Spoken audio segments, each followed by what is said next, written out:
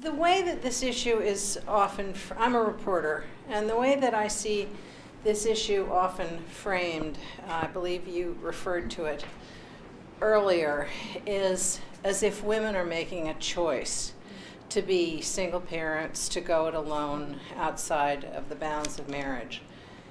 And I've been interviewing women about these choices for 40 years, and what I don't see making it into the discussion in the pro-family movement is that generally these so-called choices among women are in response to the default or the dereliction of men. Increasingly, somebody mentioned pop culture.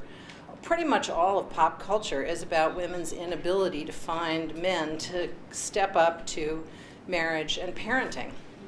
And men, you know, there are huge rates of infidelity and abuse, and if you look beyond data on divorce, where it seems as though women are initiating the majority of divorces, in fact, what you find is that it's generally in response to male infidelity, abuse, alcoholism, or whatever.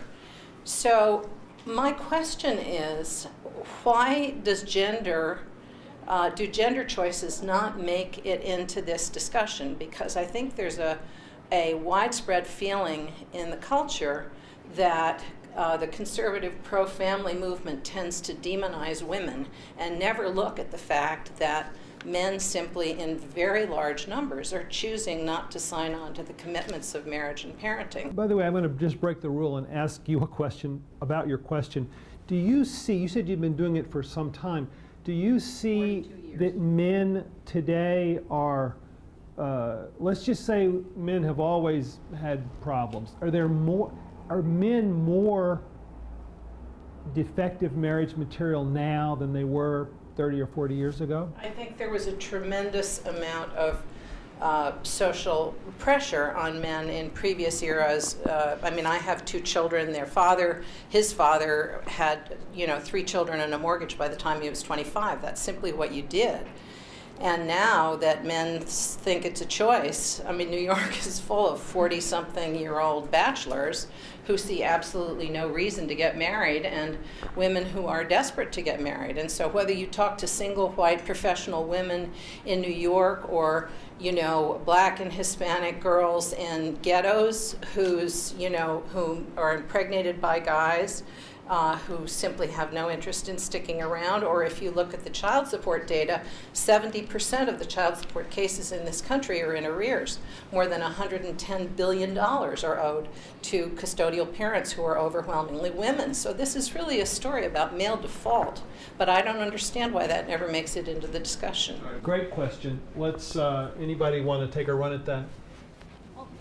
I'll jump in. Happy to discuss male default. I guess my perspective is that I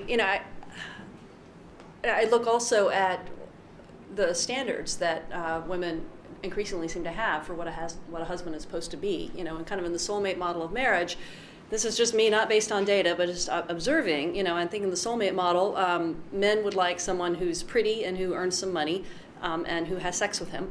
And women would like a man who is good looking and earns a lot of money and has sex with her, as well as this emotional kind of mind reader and a very tidy, housekeeper, and so, just like he's supposed to be, and very successful in his field, and particularly tall and good looking and handsome. And so it seems like the list that women have going into this soulmate model of marriage is longer than the one for men.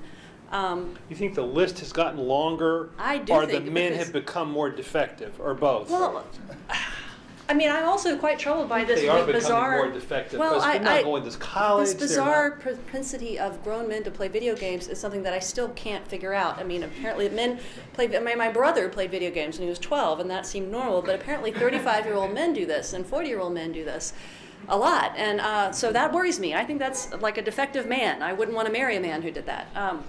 But it also, I've done a lot of work on a separate project looking at persons conceived through sperm donation, and along with that, like the narrative of the single mom by choice movement.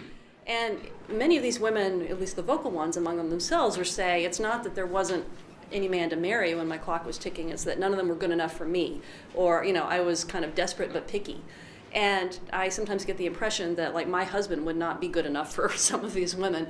So there seems to be sort of, there's definitely some problems in the culture now where men are making bad decisions and are more impacted by the economy in negative ways and all that.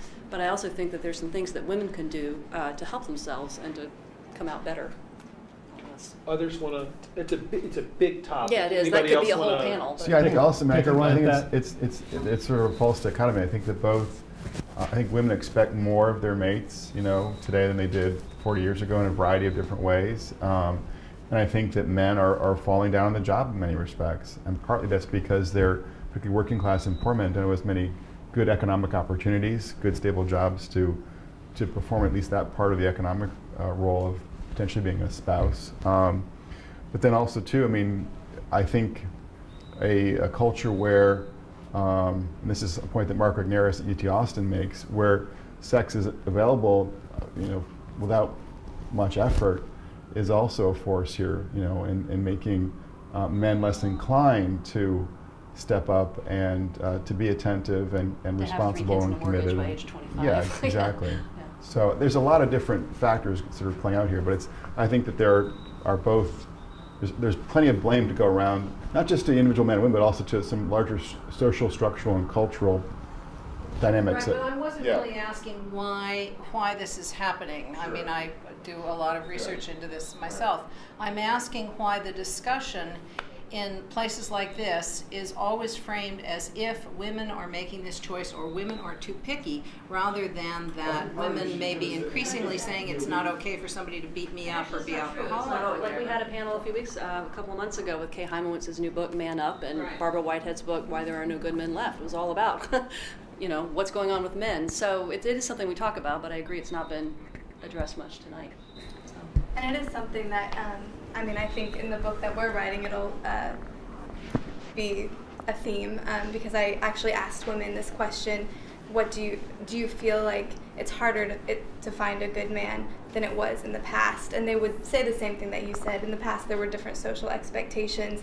A lot of them would talk about how it's so easy for men to cheat today. Like, they would talk about how they would open their boyfriend's email and find emails from these sites that were either porn sites or, just whatever. It's easy to hook up with whoever you want, and a lot of them would mention that when talking about why it's hard to find a good man. Can I ask you about your research? When I interview young people who have children, I find that the women complain, like 20-somethings, for example, or even teenagers, but married 20-somethings or women in their 30s, they complain that the men simply don't help. They want life to go on the way it was before they had a kid, and they're off watching a game on TV or playing video games, or one woman I interviewed the other day said, my husband is in there watching porn on the computer, and I'm responsible for the kid, and honestly I feel like I'm the only grown-up in the relationship. And what I see is that a lot of these relationships dissolve because the women get tired of being the only grown-up in the relationship. Did you find that? I did hear that a lot. I did. And it was interesting. David and I interviewed men. He interviewed the men, I interviewed the women. And so I heard those complaints, but I think we also got a more nuanced view because we also heard the men's complaints. And we were very surprised to see how many women also cheat. And somehow I always talk to it goes both ways. I always talk to the guys, where the woman was cheating. And I talk to the women where the guys are cheating.